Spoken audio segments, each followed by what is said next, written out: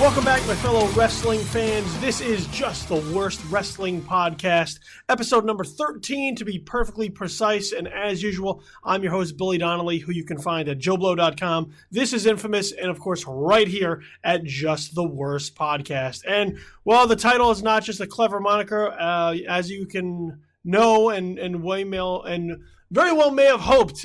This is a wrestling podcast where we talk about wrestling, professional wrestling slash sports entertainment, however it is that you want to talk about it.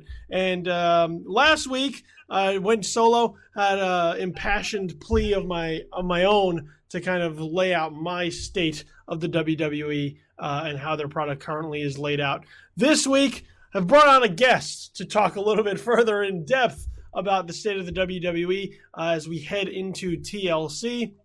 And the Go Home Raw kind of building into that show. And just a little bit overall about where the company is and creatively, commercially, critically, how it stands with the fans. Lots of things to kind of toss through. And to do that, I brought in one of my good buddies here in the wrestling industry. We chat every once in a while. Pretty often enough, just kind of the state of affairs. And we're going to bring one of those conversations to you now here on the air. So Scott Fishman joining me here now on the podcast. Scott, thank you very much, dude, for taking the time. Yeah, with a name like that podcast, I guess I would be honored to be on. I am honored, though. Thank you for inviting me. Well, you know what it is? We always everybody always wants to lay claim to being the most awesome podcast, the greatest, most spectacular, most amazing podcast. We'll be self-deprecating, and we'll take the title nobody else wants, and make it good. We'll get it over. Yeah, well, we'll get it over. As we know. Yeah. When you tell everybody how awesome you are you really that awesome? If you got to tell people all the time. Well, I guess if you put a podcast with that name, people come in with low expectations, so they're going to be surprised if they come in like as you know, like a bad movie. You go in and it's a bad movie, and you think it's a bad movie, but then you're pleasantly surprised it's a little bit better than that, and then you walk out happy.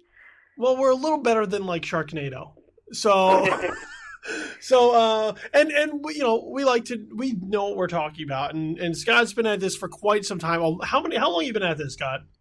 About wrestling? Well, it was actually right out of college. I started doing stuff, so I would say over 10 years, 11 years. See, so not just the worst. He's been at it a while. We know what we're talking about. And as everybody knows, I've been wrestling fans since forever. And I don't approach it as just like, I like this guy, they should push him. I tend to view it from my background, which is kind of in film and TV. So, there's a business, it's show business. There's a business mentality to it. There's an entertainment mentality to it. And you got to be able to reconcile both of them in order to get kind of a well-rounded understanding of how wrestling works. So Scott is a contributor to Miami Herald, so you can find his work there, MiamiHerald.com. Or is it just the Herald or the Herald? I think it's just the Herald. It's MiamiHerald.com/sports/fighting if you want to be specific on where. Okay, there you go. And you can also find him on channelguidemagblog.com. Lengthy URL, but find him there. Just started there within the past few months, but you can find a lot of his interviews there at channelguidemagblog.com. So now that all those plugs are out of the way, let's kind of get into where we're at with the WWE. Wrestling is such a broad spectrum, but the focus is always going to be on the WWE, the show, so to speak, of wrestling. That's going to be the gold standard. That's going to be what everybody pays attention to. And they're in a very tight spot right now, kind of a rut, and a rut that's been digging itself deeper for a while, a rut that seemingly continues to get worse week by week. Reaction to it seems to get more angry and disappointed the deeper the rut gets. And it's a matter of, while wrestling can be cyclical, it's a matter of seeing when they can possibly pull out of this. We've kind of seen since the summer I think they've lost, what is it, a third of their audience, their viewing audience, as far as the ratings are concerned. So that slide continues. But the WWE would tell you that they don't use ratings as their full metric for watching their viewing audience. They look at social media impressions, they look at YouTube views, they look at all of these different things, kind of as a way to spin a little how people are viewing it, when the standard for television is typically the Nielsen ratings and what they show and how they aid you in selling advertising. So as we've kind of seen that slide, we've seen a lot of criticism, both from fans, both from people inside the industry, legends, people like Stone Cold Steve Austin and Jim Ross have criticized them over past months as far as what the product is concerned. And we've kind of seen this outreach now from the WWE as far as how they're approaching their product. So let me start right now, Scott, asking you, there have been surveys that have been going out from the WWE asking fans about their viewing habits, why they may have stopped watching Raw, what it is that they like about Raw, what it is they don't like about Raw. Have we ever really seen this type of market research, I guess, from them concerning the direction of their product? I don't think, not recently anyway. I mean, they're probably trying to, recruit, like you said, their audience, obviously, and it's become more challenging than ever to get people on board and watching anything. I mean, you have so many options on TV, cable TV, Netflix, Hulu, streaming. People watch, like you said, on YouTube, on their phone. So a lot of people don't watch live anymore or DVR the show. I mean, it's just a matter of fact. Like, it's just because Raw, though, has become, you want to make Raw that's destination programming because it's a live show, and you want to create that urgency to watch the show while it's happening. It's just been, a lot of, usually historically this time of year, it's not been, they've been building after the Royal Rumble. It seems before that, though, it seems like on cruise control, in past years. But like you said, it seems like this year, they're kind of, something is definitely missing. There's definitely a void of interest, I think. And, you can always say it's injuries and things like that. They got hit hard with the injury bug. I mean, don't get me wrong. So they've been facing that. So who knows what kind of scripts or things that they had planned. I mean, there was talk of Cesaro getting a push, and then John Cena's away. I mean, so there's a lot of different elements that are affecting this. The star power isn't there. But I think that goes back to them not building up the talent when they had the chance, when they had all these guys, so this problem wouldn't have existed. And I think, having them reach out to fans and listening this type of feedback, hopefully it does lead to some change. I mean, you can make the argument, this is, they can't appeal to only the online fans. And, online fans get the bad rap, and some of it's good and some of it's, some of it's warranted, some of it isn't. But when you look at the crowds, they're not even responding to what they're seeing on television. And these are fans that, aren't as, quote, hardcore as maybe you and I or other people that tweet every week on Twitter and social media. These are people just, just like moms and dads and kids that bring their families to these shows, and, they spend money and they want to be entertained. And you see the kind of response they get. They get a feedback every single week. They get a survey every single week. And they're not taking that in, or maybe they are. I don't know what they're doing with it, but it's just kind of frustrating to see every week when you want it to be so much better than what it is. And we know it can't be like, hit the home run every single week. And we know they're not out to big, bad shows. It's just, I think it's also I don't know if it's oversaturation or, there's so many hours of wrestling right now that maybe we become, too analytical about it. But I don't know, for whatever reason, they're in this spot, and hopefully as the time goes on and with the Royal Rumble, things will turn around. Well, you bring up an interesting point regarding, kind of making your own mark in kind of the digital age where we have so much content. There's content everywhere. You can get content anywhere that you want, anytime you want, of any kind that you want, all of the time. Can they... and we hear all the time about how, other wrestling companies aren't their competition. The UFC isn't their competition. Entertainment as a whole is their competition. That's what they like to say. When that is the case and they're trying to push that idea, can you then take weeks off? Can you go into cruise control? Can you have a down season when you're fighting against so many other methods of content for people's eyes on a consistent basis? Yeah, I mean, to play devil's advocate, we also have to consider that this is a show that they have to produce all these hours of television, and they don't get time off. You can mention there's no like winter finale like on all these shows, or things that they can take a break and they can reconvene and really think about where they want to go with this, with a character or a storyline. So I think they should get a little bit of slack when it comes to that, and maybe we are demanding, but that's a good thing. We always want to strive them to be better, and without any real competition from WCW or anything like that or anything out there.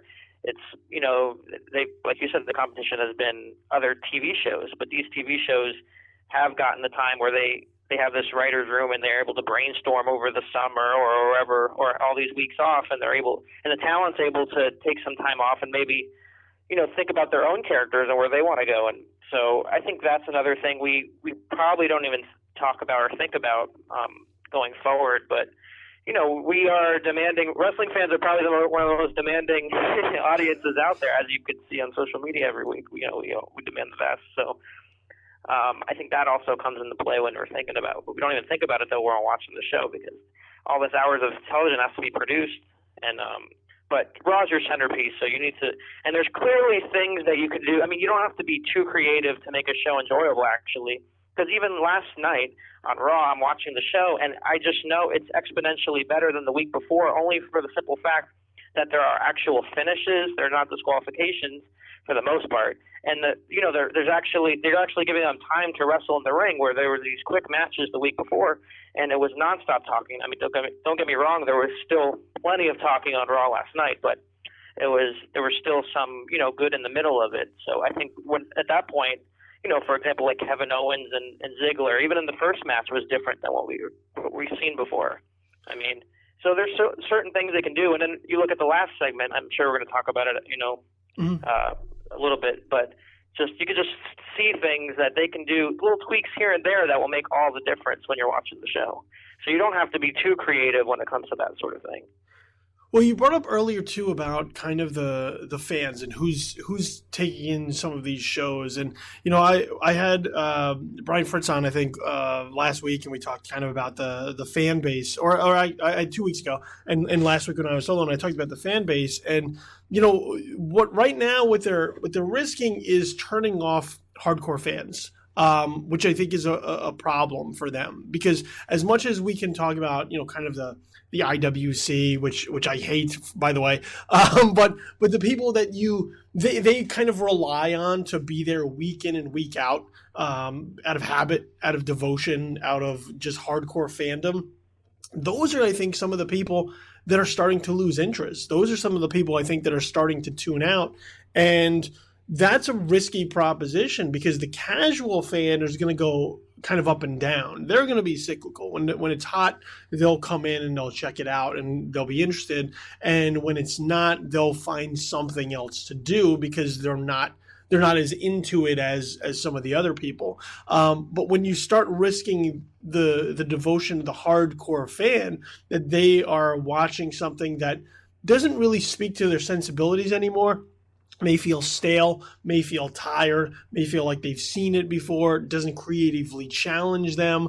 And especially now where they have other wrestling options, maybe not a WCW, but they can go out and find other wrestling right now to kind of fill that void. Once again, because of the way that we consume content now. So New Japan, which used to be like you had to go and search for tapes, or maybe try to find something online. Now with the advent of the internet, you can find that with ease. NXT right there for you if you want. You have Lucha Underground, TNA for all their problems is available if you want to get it. So there are these other ways to get wrestling for the hardcore fan, and I'm wondering if they're running into kind of a crossroads with those fans, where if they tune out, it's going to be hard to get them to tune in, because that goodwill will now have kind of been broken.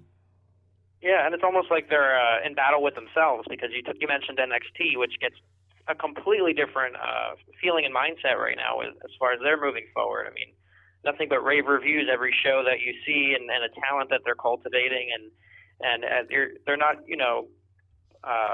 reinventing the wheel when it comes to storyline development, but they're effective in the way they're building up their talent, and you're seeing different talent each week, and it's, has a completely different feel of the main roster, which is a good thing. But when you're putting such quality work into your developmental brand, and then they go up and see the main roster, I mean, there's a disconnect there. And I think that's another issue, that their shows are so good with NXT that they're going to expect to see it on, TLC. And so they're in competition with themselves almost. And so that's an interesting thing about it. And it's funny when you bring up, tapes of the New Japan. It's just, I remember I would go on the internet, on eBay and things like that, and buy like bootleg versions of the Super J Cup and things like that. But now it's so easy to to watch, and they're also, when you speak of competition with themselves, I mean, who's to say that on Monday Night Raw we don't like what we're seeing and we just turn on the WWE Network and watch? So that's another thing to think about, is like they have their people are watching, but maybe they're not watching Raw, but they're watching something on the WWE Network, so they're maybe still reaching an audience. Yeah, it's very strange. No, it's strange that you mentioned it, because of the fact that, like, you'd look at the WWE and you'd look at NXT and you would be amazed that they fall under the same company. They effectively are doing similar things, but in such a different fashion that when you look at something like NXT, which week in and week out people are attracted to, they're gravitating towards, they like.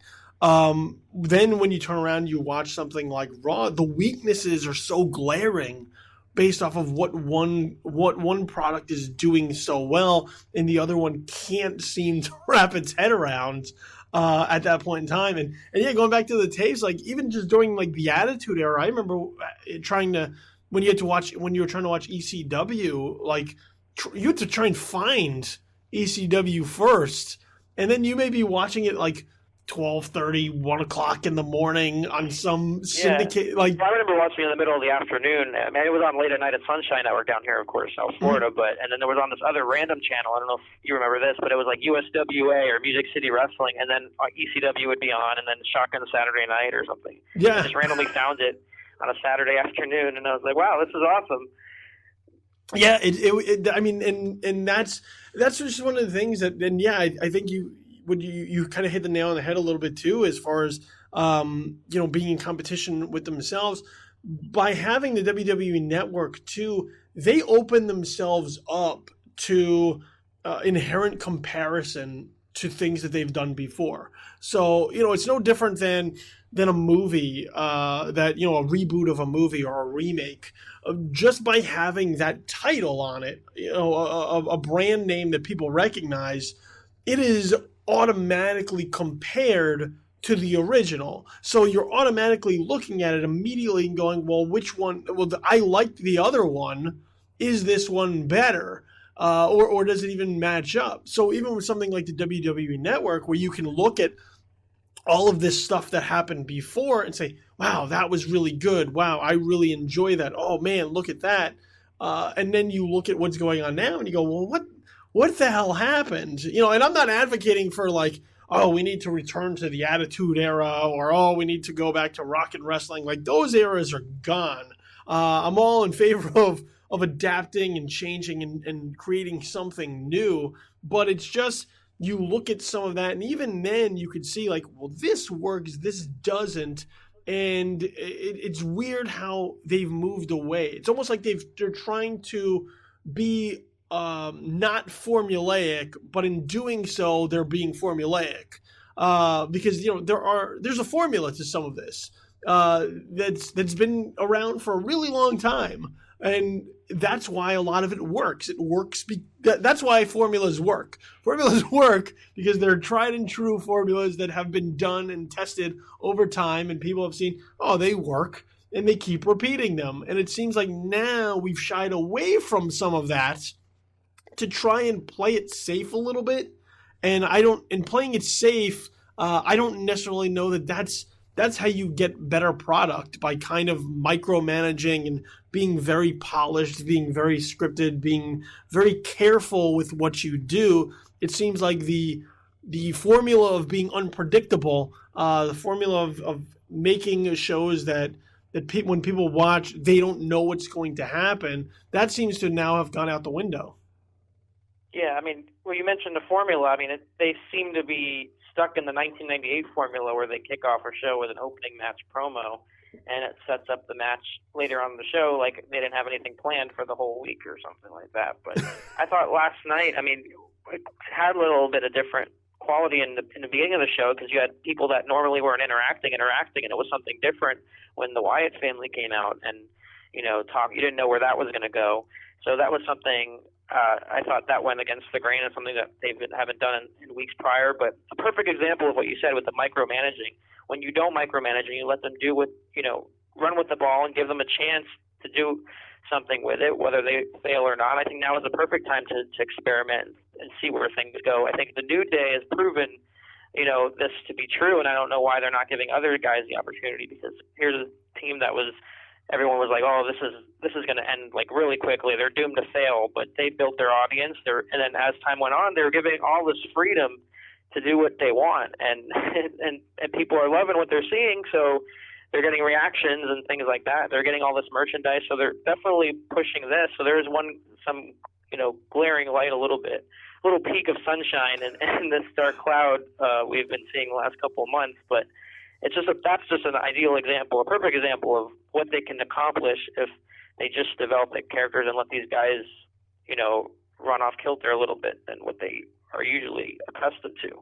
Yeah, I think that's a really good example. Is kind of like this is a perfect time for them to experiment. Like they are in a down slope, and the only way to get out of that is to not keep doing the same thing or the things that got you there, and it reminds me of kind of right before the Attitude Era when they were in this very similar rut, like right before the Monday Night Wars started kicking off, where that was really the time where they were starting to experiment a little bit. You look in like the years around like WrestleMania 11, 12, 13, where they were really starting to dig out a little bit, and they had to try and throw a lot of shit at the wall to see what would stick. And then from that, they were able to build something out of that. Do you get the sense right now that they are willing to experiment a little bit, to try new things, to throw some things out there with no fear of failure? Like failure is just going to happen, but without fearing the failure. Like if failure happens, they go, well, at least we tried something different. Do you get the sense that they're doing that, or is it so very carefully managed right now that failure is not an option for them? Yeah, I don't think they're taking any big risks right now. What they're doing, besides what they're with the New Day and things like that. I mean, even like last night was so contrived at the end of Raw with Sheamus and Roman Reigns, and you could just you're kind of like, ooh, you're cringing because this has all been written down, and he's just and this isn't what Roman Reigns would say. Like this is something that his character would say, and he's just not pulling off what they want for him. And if they just let him be himself a little bit and not talk for 15 minutes or whatever it was, and Sheamus same thing, and just let them do what they were doing at the end of the show with the fighting and leading into that, maybe that would have been a little bit better. But yeah, just looking at the format and how things are done every week as far as the opening match promo and things like that, even if they just open the show with a match or something just different, I think that would make such an impact on things. And when you have different storylines going on, it's very confusing as far as well with the characters. And I mean, one of the glaring examples of this is with, at least for me, is what they've been doing with the Divas division as far as not really deciphering. I mean, I still believe there needs to be heroes and villains for people to get really invested. Because if not, then they're not going to know who to cheer for. It's going to be confusing, and then you're not going to get any reaction out of them, and you're going to ruin the characters. And case in point is what's been going on the last couple of weeks with Charlotte and Paige, and not knowing where they want to go with the storyline, if they keep changing their mind or having Ric Flair involved. And that confuses the audience, and it hurts it hurts the product, and it's they're not short on talent. It's just, especially with Roman Reigns, it's like hiding the weaknesses and accentuating the positives. That's what made Paul Heyman so successful. He had nowhere near. Let's face it, he had nowhere near the talent that WWE has today, and yet they can't garner as much interest as what he was doing with ECW, because he had a way of just good storytelling and like I said, just hiding the weaknesses, accentuating the positives, and keeping things simple as far as what we're seeing, and changing things up every once in a while too, taking the chances. Well, let me ask you this, because I want to pick up on something that you keep saying, and I want to ask if this is a problem, because you keep referring to them as characters, and I think that's something that we've all done with talent over the years, is that we continue to refer to them as characters. Is character a problem for the product? Because at one point we just viewed them as wrestlers, and there was a believability to who they portrayed. And I'm not saying, go back to the days of kayfabe. I think now that the curtain's been pulled back, it's difficult to do that. But it does seem that there is this disconnect between who guys are and who they portray. So, and as a result, it's difficult to have that suspension of disbelief. If you watch a TV show or a movie, you buy into the world that you're in. Like, we know Bryan Cranston's not Heisenberg or Walter White, but while we're watching it, that character just is. We believe everything that he does, and when and as a result, we accept it. Is there a problem now with character where it's very difficult to buy any of this talent as who they're portraying, because it doesn't feel authentic? It doesn't feel like they embody the characters. It just feels like make-believe. It feels like people they're playing, and as a result, it's very difficult to get into the world they're creating. I think if the performer is good enough, Mm-hmm. like any good actor, then you will suspend disbelief. And I don't think it's a problem if they're on a commercial or doing a Make-A-Wish appearance. Perfect example is with Stephanie McMahon, where you see her doing all this act of goodwill and all this great stuff, and meeting kids and things like that. But then on TV, she's like this vindictive, heelish person, and people despise her because she has a way of generating that. Like, that's just how talented she is, and not everyone is going to have that talent or quality or whatever you call it. But you can suspend disbelief if you're good enough. I think Bray Wyatt has a way of doing that at points where a lot of people are bothered by the fact that he was in that USA commercial. But we're at a point in time where I don't see that as a big deal. I think that if on television they do a good job of portraying this dark, sinister character, then it wouldn't be a problem. But when you put them in situations on their actual television show, I think the thing is that having that separation between what you're seeing on TV as a TV show, just like you would any TV show and any movie, and you're seeing an actor do their job. Same thing for professional wrestlers. I think it's you can separate the two if you do a good enough job for it, good enough job with it. And I do understand, though. I do have appreciation for back then with the Undertaker, and he seems to be the only one they've really kept to this character and kind of kept him away from doing interviews. That's the holy grail of interviews. Yeah. For any journalist, but they've kept him away from doing interviews, and he does appearances, here and there, but they're very kept, away. Same with Brock Lesnar. In a sense, you saw a little bit on SportsCenter and things like that, but even when you look at somebody like Brock Lesnar, you look at Brock Lesnar and you believe that Brock Lesnar just wants to go out and hurt people. That's instilled in Brock Lesnar. You look at somebody like Stone Cold Steve Austin, you believe that he's that guy all the time. Even somebody like Tyler Breeze, who's the nicest guy off on the side, when he's in the moment, you believe that he's that person. So, are they having problems finding the right mix then? Like, are they imposing these characters on people who aren't able to make them believable? And as a result, you have kind of this disconnect up and down. Like, we talk about Roman Reigns. You look at Roman Reigns, you don't believe that he's this guy. You don't believe he would say those things or that he's authentic. Exactly.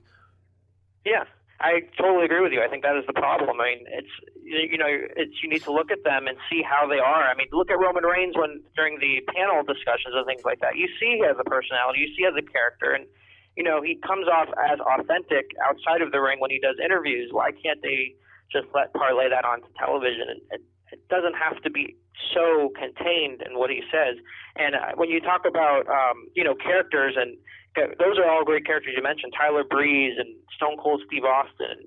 They have found their niche. I mean, they found their character and they run with it. But a perfect example of kind of missing the boat was with Adam Rose. I mean, they did that 60 for 60 special with NXT or E60.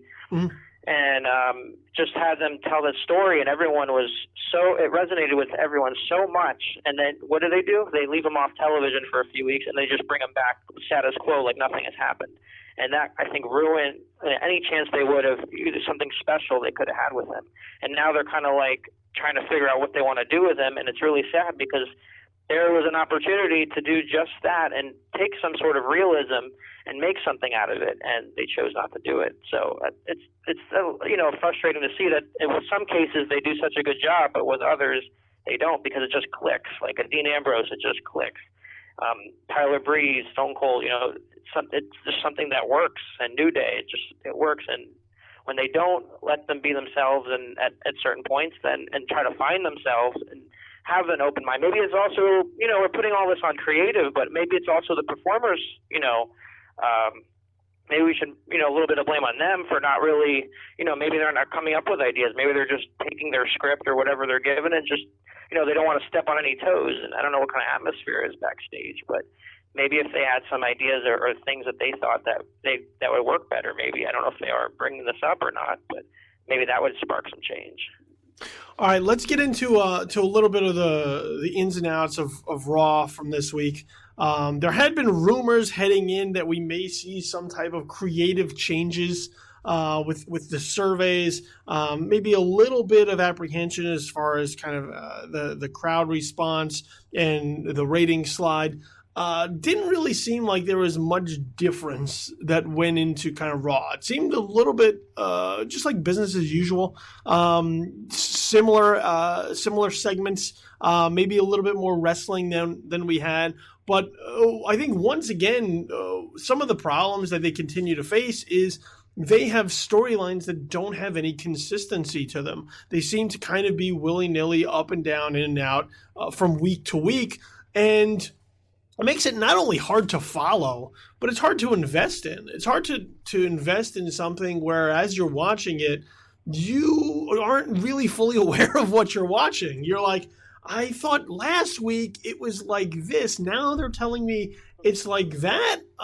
This is confusing, and I think you brought up with the Divas division. Like that's perfectly a valid complaint. So I mean, let's launch right into the Divas division since we brought it up earlier. You have this interaction with Paige and Charlotte on Miz TV in the middle, and this is after Charlotte has now had some interactions with Becky Lynch in previous weeks, where now she seems to be veering more heelish. Paige has already healed Charlotte. Charlotte now has Ric Flair, her dad, by her side, kind of leading her down this path a little bit, or guiding her somewhat on kind of the ways of the business. And you look at it, and there are no defined roles. You look at this interaction, you look at this program, you don't know who the hell is where. Who is the hero? Who is the villain? Are there heroes and villains? And you look kind of top to bottom at the Divas division, and if this is the case, isn't everyone a heel in the Divas division at this point? Are there any heroes here at all? Because it doesn't seem to me, other than Becky Lynch, who seems like kind of a clueless babyface in the fact that now she's been healed twice back to back. with this PCB setup that there are no heroes. It's just lots of people that they're trying to get over as cool in some ways, but no real defined roles.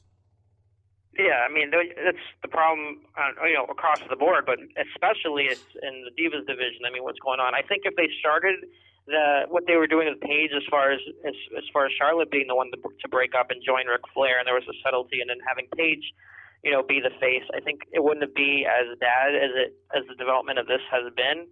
I think last night it just shows how confusing it was because first off, you have the tag team match of Team Bella and Team Bad. And they're both doing kind of like dastardly things, but then you have the Bellas on the opposite side. I think Brie or someone was trying to get the crowd behind them, and it's like that's really confusing on who you want to cheer. You want to get the people to cheer for, because I think there's still that old school formula that still works. Is you need to have, in order for people to be invested, you need to have a clear cut, bad guy and clear cut good guy. Not all the time, but most of the time. And I think that's the key of is staying the course and consistency. Like you said, it hasn't been any of that. And I don't know what kind of direction they were going to go with Paige and Charlotte to begin with before that whole controversial thing, with Reed, Charlotte's brother. How are we supposed to get behind Paige all of a sudden after, what she said about her brother and all the things she did and turning on her, but then at the same time, Charlotte's doing the exact same thing to Becky Lynch. So now what's going to happen on Sunday? People are going to be confused, but people naturally, I think, want to cheer Paige, even though she's a great heel. People, there's something people love about her. And Charlotte, I think she is kind of like comes off as like a natural heel, I think. So I think they're doing a smart move as far as what they've been doing the last couple of weeks, and if they go this way and continue to build them separately as what they were doing, because then people will forgive and forget eventually, I think. And I don't know where Becky Lynch is going to factor in this situation, but you just look at Sasha Banks, and I like Team Bad. I enjoy Team Bad, but I think she would shine more by herself and letting her develop that way if they really want to give her a push. I mean, she's one of the special performers on the roster, male or female, that if they give her the time, you don't really give her much, but just give her like a little bit of direction and a time and to wrestle and even time on the microphone to put her character over, and she will do that. She has an innate quality about her, that's star power. So if they gave her the ball, that's someone they can look towards in building the Divas division back up and what they're doing. And then you look at what happened to Natalya and her getting beaten up. So they forget about different things, and they think we forget. And that's the problem, because when we don't forget and they think we do, I mean, they come off like they're making us like look like we're stupid, and that's not we don't like do. that one bit. No, as much as they just forget it. This didn't happen. You're insulting your audience. So, and that's not something you want to do in any kind of form of entertainment, what you're watching. Yeah, I would absolutely. But one thing I will say though about the Divas title match, I know we're going to talk about TLC, but they could have done something really special, because you're looking at these two girls who can go and have great matches, and you've seen this match before. Why not add a little stipulation, make it special, ladder match, or table? We've seen tables match before, but TLC match, something to make it different, and that would really get people interested, because it's not something we normally see from the Divas. So I think they missed the boat on that too. Yeah, I mean, I would agree with you that it seems like just kind of a real just clusterfuck in many ways with the Divas division, because it's difficult to know who is where. Team Bad is supposed to be heels. I mean, it's in the name. Like, they're bad. They're supposed to do bad things. And Sasha Banks, as we've seen in NXT, and I'm a huge Sasha Banks mark. I am unapologetic in that. But we've seen what she can do when you allow that character to kind of take hold. And, when they, for weeks, when they brought her up, I would go online and bitch to no end, because that's what we do. We go online and bitch to no end. I would bitch to no end that they couldn't even let her have her entrance music, that they would give her that generic Naomi now Team Bad type of entrance music. And I was like, there's no individualism here. There's nothing that you're doing to allow her to set herself apart from anybody else. The same thing with Becky Lynch. She's just now part of the wallpaper here. She's part of the Divas fabric. There's nothing special. So how are you supposed to get to know any of these characters when you just throw them in and pretend that they're kind of like everyone else. So yeah, it is very confusing to look at the way that division has been built up for what was supposed to be this quote-unquote revolution, and it feels like the same thing, except now they are getting more time. They're getting more exposure. There are a lot of women on the roster who are capable, but it still seems like they're suffering from nobody's really paying attention with what to do with them. As if like, let's just throw them in matches and that'll be good enough. And when we do give them storylines, we'll try to make them edgy, but edgy to the point where we're going to cross lines and make people uncomfortable. So, you look at something like Paige and Charlotte and building towards this match, and yeah, you could have done something to make it stand out. But I think they're still kind of gun-shy. I mean, I think the last pay-per-view when they had Paige versus Charlotte, I think that made them a little bit gun-shy. I think the rematch on Raw made them a little bit gun-shy, and the fact that they weren't getting a reaction. But you have to think, too, like, when you're looking at this, why aren't these matches getting reactions? Is it because of the matches, or is it because of what's leading into the matches? Because I think that's where the real problem sets in. Watching wrestling for wrestling's sake, I don't think does the trick for people anymore. They want a reason to care about why that match is taking place, what the stakes are of that match, and what it means to both competitors. Yep, it's the same formula. I mean, what's going on with the Divas? I mean, what's the problem with the man and the woman? I mean, the good thing about we could say is at least they're getting time to wrestle. But I mean, what good is that if there's no like clear direction? You can't have the same tag team matches every week, the same matches every week, the same handful of women's wrestlers, and you're kind of like keeping them in these factions. It's making things more hard to watch because it's the same match we've seen every week. So that's another issue that I mean, it's kind of like they're kind of coasting as far as that's concerned in the creativity department. But there's so many little things you can do to make things better. And us, I mean, I guess it's easy for us to see because we're not in the trenches, we're not in the writers' room. But how can you not see what things could be done to make things, to improve things? Even the littlest things can make a difference.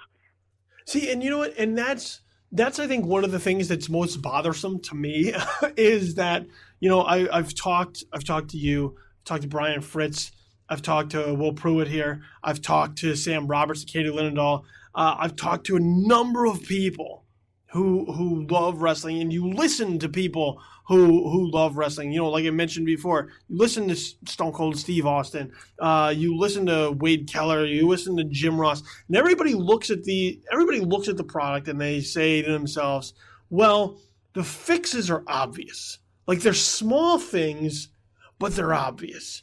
Like, you just do this and it's a step in the right direction. You do, and it's not going to change everything, but it's a systemic issue.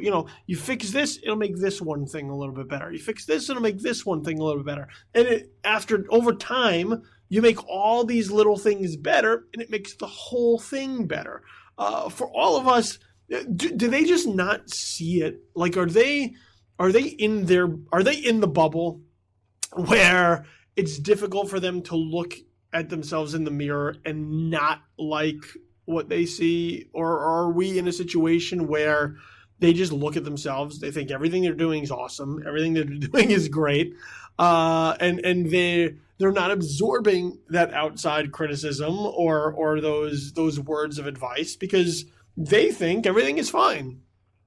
Yeah, I think I don't think they do. I think also, but there's so many decision makers there that you got to answer to, and at the top of the list is Vince McMahon. Mm-hmm. So you know how he could be kind of rather stubborn when it comes to a direction of something, but if something works, then you have to move forward with it. And he knows that, but I don't know why the course that they're going is that because now is such a crucial time. I mean, you're not only talking about in the next couple of months, but now you're talking about WrestleMania season, where you're a lot of talk about who's going to be involved, and a lot of the big names seem to be out. I mean, they could be just kayfabing us, but it seems like that is the case. And you're trying to draw over 100,000 people or break attendance records, and if you're not, and they think they can do that by just starting in January and going through, but those gone are you really need to get people involved, and I guess maybe they're taking for granted that they have people. I think that's another thing, maybe, that because of the WWE Network, people are only spending $9.99 a month, and it's not only for pay-per-view, so they have maybe some more leeway, they feel, creatively, that they can do certain things and get away with it because, people aren't expecting as much because they're not paying $59.99 or whatever it is, $54.99. But you're also going to talk about, you got to get ticket holders in the building, and you got to get people to watch Raw, and you're always going to have that fan base like we talked about. But maybe even, like you said, a dedicated fan base they're taken for granted, and when that starts to go, then there's real issues. I don't know if they're really going to see change unless people start leaving the network, the WWE Network, as far as the subscription goes down. Then they're really going to, I think, be in panic. But I think when you talk about ratings, maybe they're not looking at, like you said, the metric of the rating anymore as much as it used to be. But when you look at their subscribers, they're very big on that. So if they see that go down, then maybe they're going to see an issue. But maybe they don't see that there's a problem because, the ratings are dipping, but, they still have their dedicated subscription base. So I think once that kind of takes a hit, then they're really going to start thinking. All right, let's get into this main event segment that we talked about, which was this confrontation to end the show between Sheamus and Roman Reigns, which is supposed to lead into this heated TLC match at TLC for the WWE World Heavyweight Championship. And what you have here is what I continue to I don't know why they keep doing it. I don't know why they keep putting him in this situation for a guy that they are absolutely steadfastly intent on having be the guy in their company. They continue to send Roman Reigns out there in situations where he is destined to fail, where he is destined to look uncomfortable, where he is destined to have a lot of rope to hang himself with in front of the audience, where he is destined to have the crowd turn on him and really not be interested in what he has to say. They just continue to send him out there for these long periods of time where he talks by himself live, and it's really grating. Like, it's cringeworthy. You mentioned it earlier. Like, you watch it and you just cringe because you're fearing the worst. And then the worst actually happens. And then it just makes it even worse than that. Yeah. It just went on and on and on. And, the only thing I think Roman Reigns got over last night was tater tots, which I'm a fan of. But you're trying to promote TLC, and the fans are chanting tater tots at Sheamus, and maybe he connected in that way. But yeah, like you said, so many things, like having him go on and on and on, I didn't think did him any favors, and it never has. And they know that. They have to know that. I don't know, they want him to grow as a performer, and they're so dead set in like having him speak. But some people just let their actions do this talking, and they're effective in that. Look at Goldberg. Look at his matches. They were short and they were intense, and he's intense in the ring, and that's what got him over. If they had Goldberg doing these long promos, it would be awful during his streak, then it wouldn't be as successful as it was.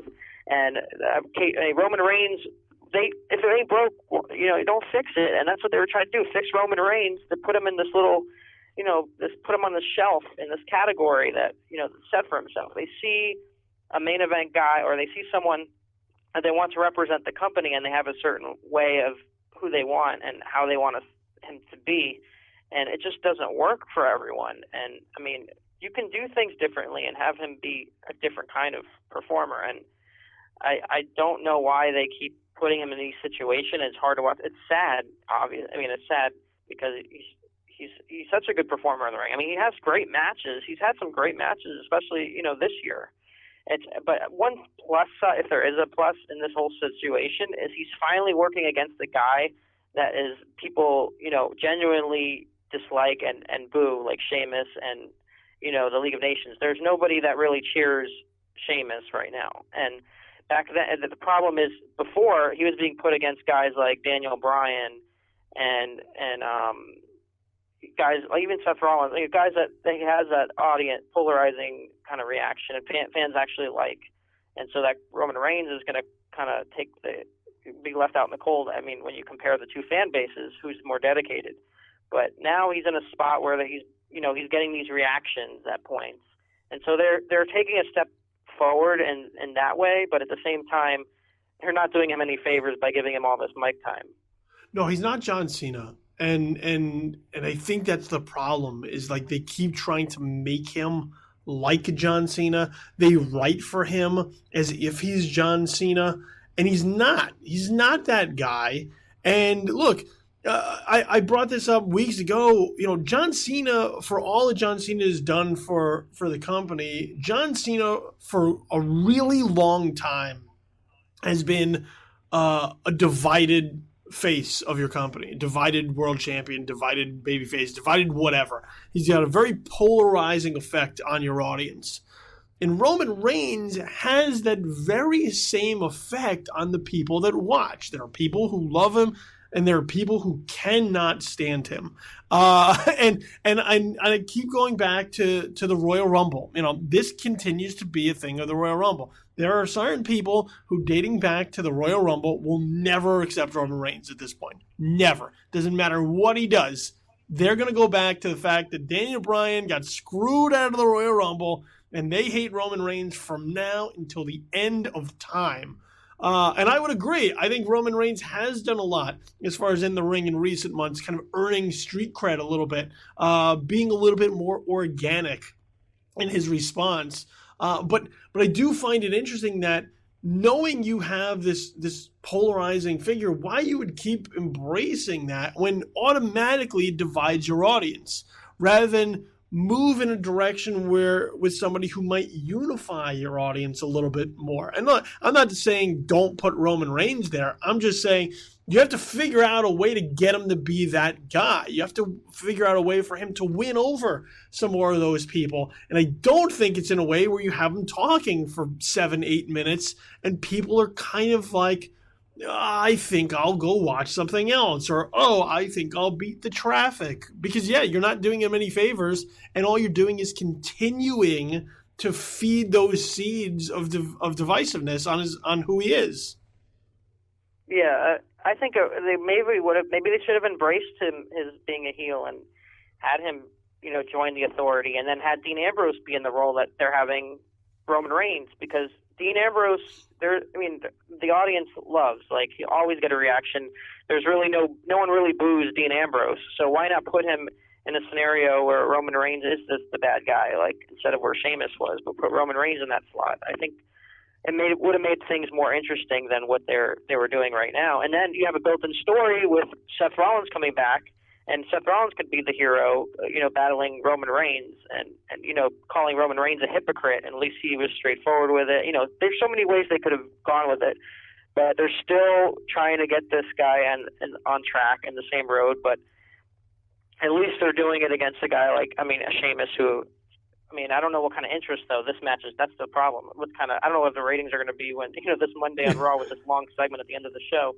And I don't know if there's any I don't know if it's true or not, but as far as like fans leaving the arena before the main event, I don't even know if that was, which I guess the main event was Braun Strowman versus Tommy Dreamer, or I don't know, the long talking segment. Either way, if fans really were leaving the building before that ended, I don't know what that says about what's going on with TLC and the interest level of this rivalry that's going on. Because I remember after Survivor Series and seeing what happened, oh my God, it was like, I couldn't believe the reaction. It was something that was predicted to happen, and it happened, and then now they're facing the consequences. It'll be interesting to see what happens after this match, like what direction, what is going to happen at the Royal Rumble, because you have the Royal Rumble that's a built-in attraction itself. But as far as the WWE Championship is concerned, and you'll finally have John Cena back, what kind of position are they going to put him in? Because before he was he was going to go for the United States Championship, but maybe they're going to be in panic mode, and then what are they going to reposition him and put him back in the top spot? I don't know what they're going to go with this situation, but it doesn't seem like they can do long term with the Sheamus Roman Reigns match or this rivalry that they're doing. Yeah, I don't think so either. And when you bring back John Cena, and the problem is if you put him in panic mode, if you go into panic mode and you go, well, we got to have John Cena in that spot because that's where he's always been and that's what's reliable for us. Everybody sees that. once again, you run into a problem of being predictable because now you're not taking any risk. And I think one of their problems is that they are so afraid to fail. They are so afraid to lose. So as a result, they aren't willing to take a step back to take 2 steps forward. They're just willing to take the same steps all the time to not lose any ground. And what winds up happening is you have a product that feels the same. Like it feels like it's stuck in time. You're just watching the same thing over and over. John Cena's in the main event at WrestleMania. You're going to be like, haven't we been here? How many times have we been here before? And I realize they're trying to fill all these seats in Dallas, and I don't know that they can do that now with the way that they're currently situated. I don't know that they could do that with John Cena there. Like, I don't know that there's a pathway for them to get to the point that they wish they can because they have refused to kind of adapt and do anything differently. You look at the League of Nations and you kind of bring up Sheamus as being somebody that everybody boos, but this is a group that was kind of just thrown together. I don't think there's any heat there. I don't think there's any juice there. I think it's just 4 random people that they threw together in there. Maybe that's how you get Roman Reigns over. Like, instead of having Roman Reigns defeat 4 guys in an elimination match on SmackDown, maybe have 4 guys continue to beat the shit out of Roman Reigns week after week and build a little bit of sympathy for him. It worked for the NWO. It worked for Lex Luger, Sting. Because right now they're not doing anything with these guys. Like, they come out and they are together, but there's no sense of unity. Like, there's no sense that they're why a were group. they at the end of the show last night? Why weren't they coming out to help Sheamus? That didn't make any sense to me. Yeah, they're just 4 guys thrown together. So, and I think people see that. Once again, it goes to, like, insulting your audience. I think people look at that and they go, well, this isn't really a faction or a stable.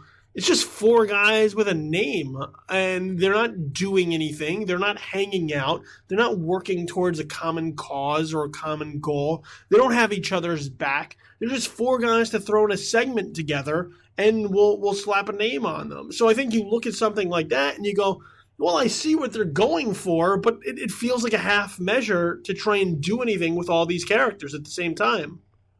Yeah, and I think it would have been more effective. I mean, I like the idea of having these guys together, and I thought that was something that should have did, earlier this year when these guys were, because it's hard to have some sort of believability of these guys as legitimate threats when you're placing them so low in the undercard and you're not utilizing them well. I mean, look at Rusev. He wasn't in the most, threatening, monstrous spot over summer when he was put it with Lana, and now showing, with Lana and Rusev now making out every week. I mean, I don't know what that shows when you're trying to put him over as this Bulgarian brute.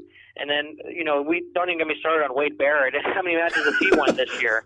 So it's just you want to portray them one week a certain way, and you expect people to accept them when for months you've just been burying them and burying them and burying them, and people have lost any interest because you have taken all the legs underneath them, any kind of heat that would have gotten otherwise. And I think this is a good idea to have, months ago, but now it's kind of too little too late, at least in my eyes, unless they, do something significant, like you said, to really make them come off as threats, which, I mean, they did initially. I mean, when they had the beatdown of Roman Reigns, and there was kind of like, okay, I see where they're going with this, but then like you said, there's no consistency. There's like a disconnect because last night, perfect example, is they didn't come out and help him. Like, why wouldn't they help, someone they were kind of having him, standing behind as a unified front?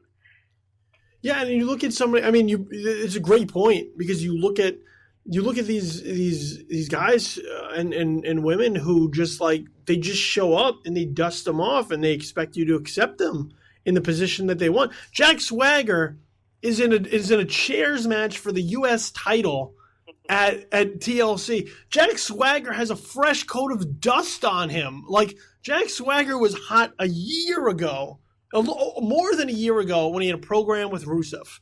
That was probably the hottest Jack Swagger has ever been in his time in the WWE, and that includes when they had a title on him. And they did nothing with it. Jack Swagger went away. You haven't seen Jack Swagger, like, unless you're going really deep and you're watching like Superstars or Main Event, you didn't even remember Jack Swagger worked there. And then Jack Swagger shows up and they're like, well, we're going to put him in a U.S. title match. And you look at it and you go, why? I don't buy that he's a contender. I don't buy that he's a credible threat. I don't even know why he's suddenly getting this exposure, let alone a title match. So, you look at these kind of, we hear all the time about these stop and go pushes. It just seems like from week to week, there's no long-term plan. It's just, let's just throw these things together and see what happens. Tyler Breeze comes up. They have a couple. He gets one big win, loses 2 weeks in a row. Now he's sitting ringside, hanging out again. So you have these talents that people want to get invested in. They want to boo them, they want to cheer them, and you're literally taking that away from them to feel indifference for every single one up and down the card.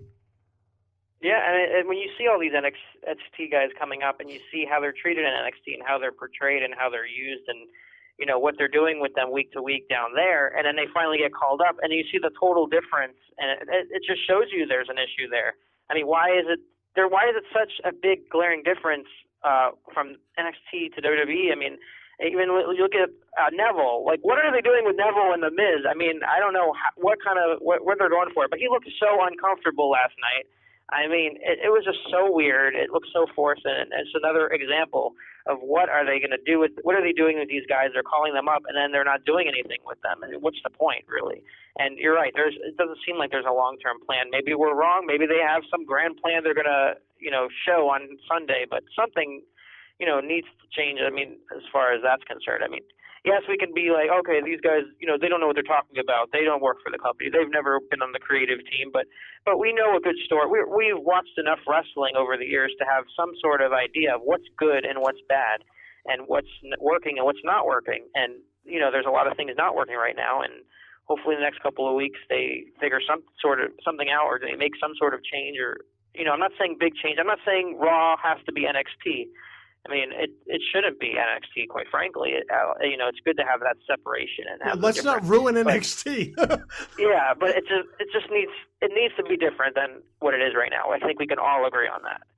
Yeah, I mean, I use it as an example all the time because people always say, "Well, you don't have been a wrestler before," and I go, "Yeah, I don't have to be a chef to know if my meal at a restaurant is good or not. Like, I can just sit down, and if it tastes good, then that's good. I ordered the right thing. And if it tastes awful, then I know that this restaurant sucks. So I don't need to have spent lots of time in the kitchen to know what's good or not. I don't need to have been, a wrestler or involved in that to know what's good storytelling, what connects with me, what resonates with me or not, in a number of ways. So I think that's always one of those cop-out answers. But yeah, and I agree with you. You have kind of these guys that are calling up to NXT, and it's what for? Because they're not doing anything with them, and all you're doing is torpedoing them for the long term, because now you're creating a perception of them with your fan base that's going to be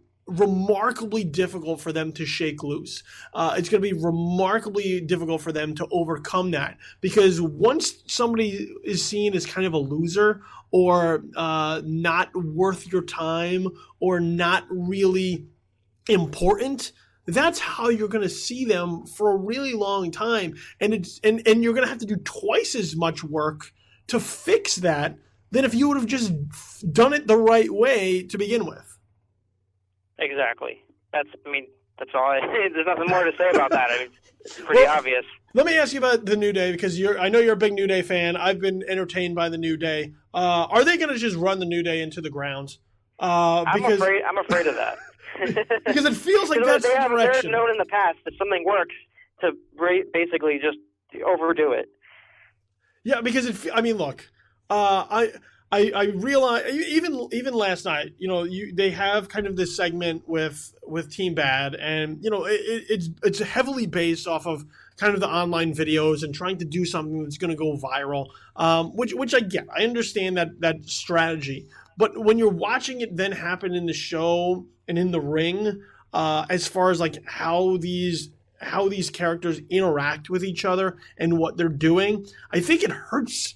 I think it hurts to have Team Bad and the New Day like having a party in the ring when Team Bad should be just being vicious and running people off. I think that one of their better segments is something off where they had, where Sasha Banks and Tamina and Naomi had this confrontation with Eden, interviewing them and kind of forced her to run away by, imposing their will upon her. I think that's a better angle to take with those characters than just having them like having a good time in the ring. And the same thing with the New Day. Like, I'm all for the New Day. I'm all for them being entertaining, but at some point they're going to have to be heelish. They're going to have to do bad things that you're not just watching them because they put a smile on your face. You're watching them because they do what they do well. And look, don't even get me started on these stupid unicorn horns. But because listen, if you buy one of these, if you go out to a show and you buy one of these things, like you're a grown adult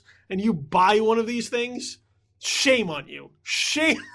Well, if you go to BronyCons, what are you going to say to the same thing? Those people are a little different. Those people, I know they're going to get a lot of different, use. Though, in this case. Well, I know those people are going to get. I'm not saying I'm going to wear it. I don't want anybody to buy me anything for Christmas or Hanukkah. I don't want. I'm good. What are you going to do with it? I'm just saying, playing devil's advocate. I'm just saying, what are you going to do with it? You're going to buy it. You're going to wear it there. You're going to look like a jackass. Then you're going to go home. Just buy a shirt. Just go buy a shirt with your money. If people are going to buy it, I mean, I wanted a Tyler Breeze selfie stick, and so. I don't know why. Don't get me started on the selfie stick, Scott. That's a whole nother podcast, I think. Yeah, that's we could do an hour on my hatred of selfie sticks.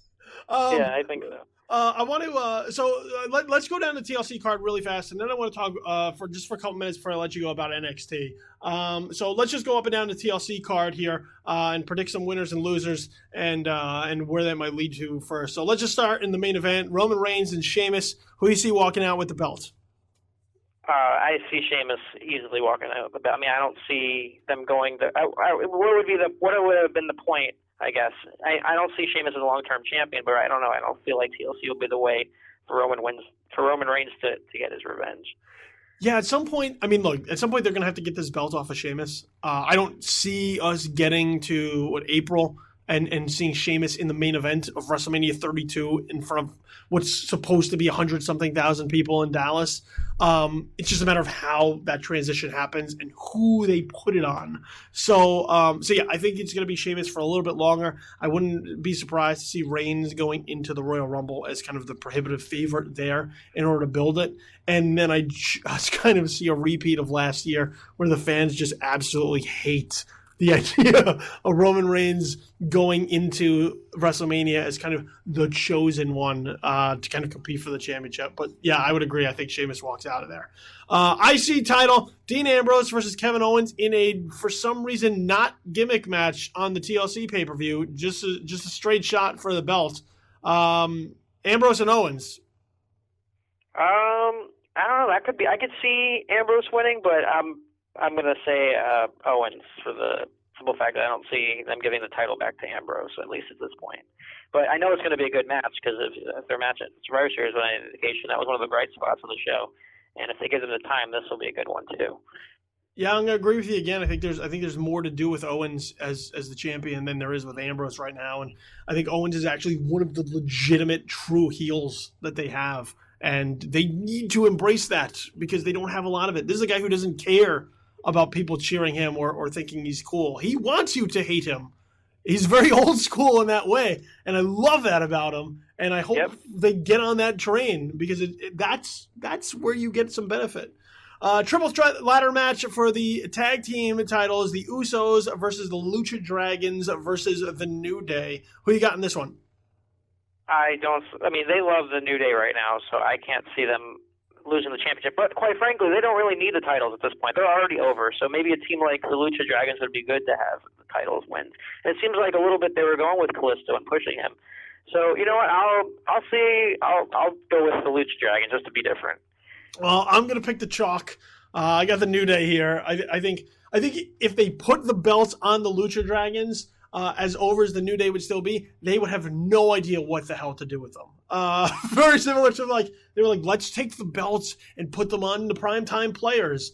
And then they had no idea what the hell to do with them. So I think until they find a better option and something to do with these guys, it's going to be the New Day for a long, long time. The New Day every day for quite some time. And plus they gotta sell these stupid unicorn horns now. So they gotta keep them in a prominent position.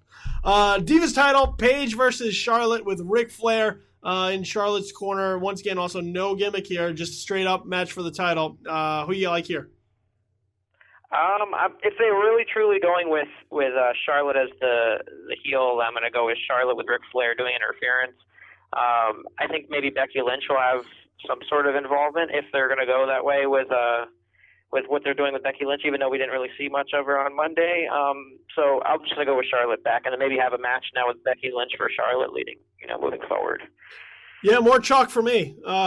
Charlotte out healing the heel. I guess the heel turn continues to add another heel to the Divas division because the division doesn't have enough already.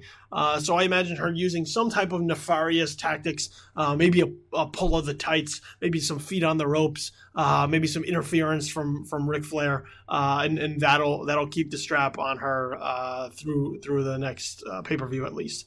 U.S. title, a chairs match, Jack Swagger versus Alberto Del Rio. Does Jack Swagger have any chance in hell of walking away United States champion? In another world, I would hope. Maybe Zeb would interfere and help Jack win the match, and I would like that to happen. But if they're really going to put over this faction, having him lose, I don't think would be detrimental. I think to doing that. Yeah, Alberto Del Rio. Alberto Del Rio. The guy just came back. Like you can't bring a guy back, hype him up, and then have him lose to a guy that people thought was looking for employment elsewhere for like the last 8 months. So I think once again, more chalk, Alberto Del Rio. I don't think that there's much that's going to change here. It all looks pretty matter of fact as they go up and down. I'm actually kind of bored of this pay-per-view already, just reading it, because I don't know that anything interesting is going to, and we make it good matches. But I don't know that anything. I think there'll be good matches. I just think, like you said, the outcomes you already have a sense of what's going to happen. Yeah, and then tag team tables elimination match: the Wyatt family versus Tommy Dreamer, the Dudley Boys, and a returning Rhino. Who you got here? Since the other heels are pretty much winning, I'm going to go with Team Extreme winning this one. But although I really think the Wyatts really need to win this one. They've been losing a lot, and if you're really going to have them be put over as these, this threatening guys, that you really need to have them win once in a while. So I would hope it would happen, but I think with all the other guys, all the heels winning, I think they have to have some bright spots. So I'll go with the nostalgia Team Extreme. Yeah, I gotta go with the Wyatts. I think this is a group that is desperate for something here, because every time they are built up in some fashion, they just lose. So, I think they need to dominate. I think they really need to just put all four guys through tables in dominant fashion and walk away with you being like, oh, shit, these are guys that maybe shouldn't be messed with, as opposed to whatever it is the hell that they've been booked to in previous months. So that's the TLC card. I want to touch upon one thing before I let Scott go here, and that's dealing with NXT. I've been behind a little bit on NXT because this is the benefit of the network, is I don't have to watch it every single week. I could binge a little bit. I could fall behind and I could binge a little bit. But I've been keeping my pulse a little bit on it, and I've been noticing more and more complaints about Full Sail University and the NXT audience and how they respond and how they react to the matches, how they respond and react to the cards, and how they are very focused on getting themselves over more than actually just buying into what they're seeing in the ring. I've been to Full Sail University. I've been there. I've experienced it firsthand. You have as well, correct? Yes. I hate these people with a passion. I sat like right ringside. I was in the fourth row, I believe. You could actually see me on WWE Network for NXT TakeOver Respect, I went. I made the pilgrimage to watch Sasha Banks and Bayley in the Iron Man match, and I was seated a few people away from what I like to call the chant mafia, which are people who literally sit around for an entire card trying to figure out what chant they can come up with next in order to try and get themselves over. And they do it every show, and it seems to be getting progressively worse. I know that the WWE has been trying to take steps to allow new audiences to come into Full Sail and take their product, take in their product. What it used to be is kind of like you would go to a taping at Full Sail, and then those tickets would be like immediately on sale. So the people who were there were immediately getting them. It was very hard to break in from the outside. I think now they were trying to make everything online, make it more of kind of a free-for-all lottery system in order to get new blood in there a little bit. But, you know, and Mick Foley brought this up weeks ago when you watch this this match between Bayley and Alexa Bliss. And I watched it very closely. And you could see them in the crowd coordinating and choreographing what they're going to do next. Do you hate them as much as I do? Because I really hate them. I'm not as bothered, but I can see the challenge now that they have is, it's good to have, at least so you know you're going to get some sort of reaction from everyone. But yeah, it could get annoying at times, I guess, if you go all the time or you're thinking about it. But I guess come to think about it, it would get annoying at times. But I remember going to all the TNA shows and having that problem be initially being the problem when TNA was really on fire and fans were trying to become part of the show, but not on this level as what they are doing right now. And I just think that's going to be the challenge that they have to just deal with. I guess it's not as bad as if there was no audience and no one was getting a reaction. Then they would really be worrying. But I think, there's similar audiences. As time goes on, they do more shows outside of, Full Sail. That will become less of an issue. But it's going to be a challenge now because the furthering of the partnership, the strengthening of the partnership with Full Sail and NXT is going forward. So I don't see them, moving anytime soon. But I think as time goes on and they start touring more, I think it'll be less of a bothersome to you, maybe. Yeah, it's the same audience. The TNA tapings were taped at Universal, so and those were free tickets. You had to buy your way into NXT. They're not expensive, but it's the same place. It's all Orlando based around that area. So they're pulling in the same people. I go back to ECW and if you talk to Paul Heyman would say like that's one of the things that made ECW was the fans were a part of it. But the fans never took it over. The fans reacted where they needed to react. They bought into it. It was this intense environment. I'd been to the ECW arena, so I've witnessed that firsthand. Full Sail is not the ECW arena. The ECW arena was just passionate people who were into what they were watching. Full Sail is people who are on TV and know it and want to call attention to themselves. So I don't see a way to remedy that. You can't really say at the beginning of the show, don't try to put yourselves over, focus on what's going on in the ring. I don't see that being the case either, unless they just focus on the ring and just blatantly disregard the crowd just to spite the fans. Well, it's hard. It's hard to do that, but it's distracting. Even now, like when you watch it, it's distracting to the point where like you see it happening, and you're called upon. It's like when you when they have the Raws after WrestleMania. And I'm not saying that the crowd can't do what they want, but at times it becomes less about what you're there for and more about just being there. And it's a strange dynamic to kind of witness. And I don't know, maybe I'm just getting old. Maybe I'm just watching these people and I'm like, damn these kids. and their reactions. I mean, I think they're just at a point where they're just happy to get the reaction and the fan base that they're getting. I mean, they're not taking that for granted. And those occasions on the main roster, luckily, they're few and far between.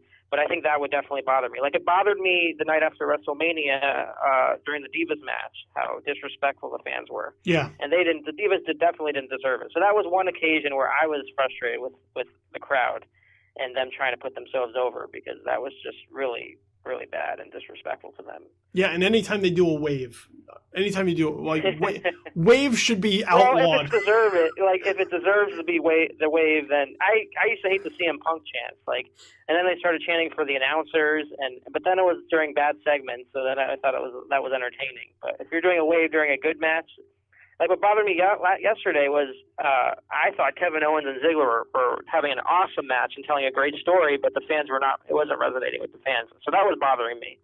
So if the crowd was into it, I think another problem we didn't talk about with the shows is I think our enjoyment level would be up if the fans were into the shows. Like, I think a couple weeks ago or last 2 weeks, even if it was in Nashville or something, but the fans were really into the show, and even if it wasn't that good, it just came off as more enjoyable, because if they were into it, it just kind of like resonates with me to be like, all right, maybe it's not so bad, and it makes it more exciting. Yeah, you feed off that energy. When there's a really hot crowd, it feels like what you're watching means something. Like, it means something to them. It means something to me. And you get into the excitement, into the enthusiasm. And yeah, that energy kind of permeates throughout you. And when you're watching something where everybody just doesn't give a shit, you tend to not give a shit too. You're like, oh, well, I must not be wrong. It looks like we're all on the same page of indifference. Right.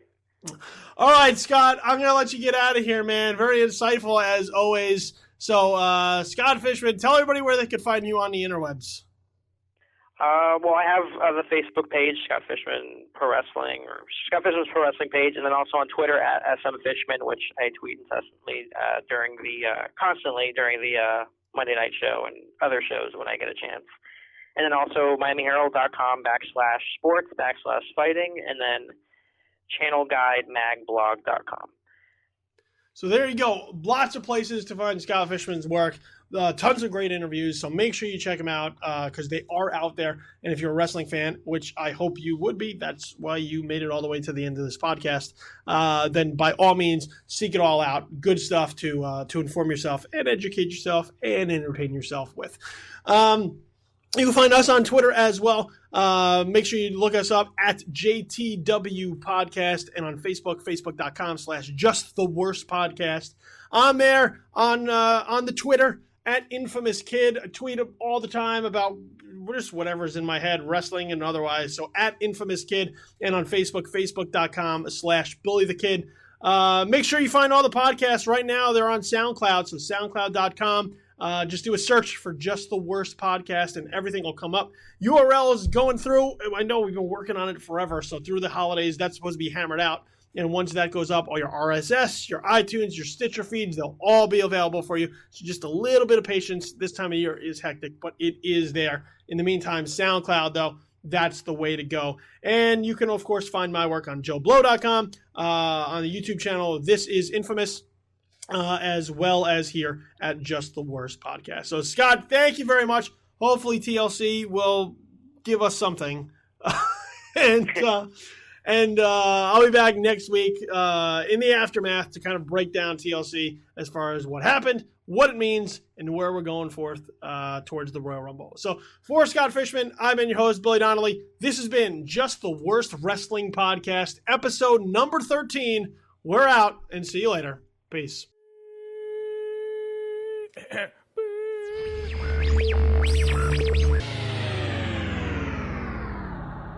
Just the Worst Wrestling Podcast, episode number 13, has been a presentation of Just the Worst Podcast Media.